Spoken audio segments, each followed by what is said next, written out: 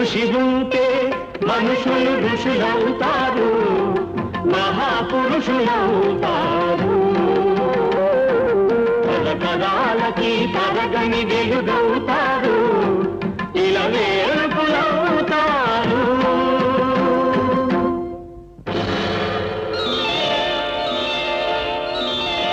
ఏకలవ్యుడంటేనే ఎదురులేని బాణం, తిరుగులేని దీక్షకి అతడే ప్రాణం.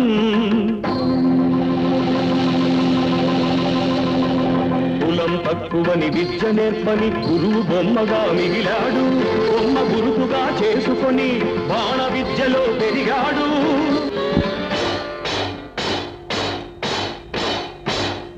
హుటాహుటిని ద్రోణుడప్పుడు థటాలు మన తరలి వచ్చి పక్షపాత బుద్ధితో దక్షిణ ఇమ్మన్నాడు.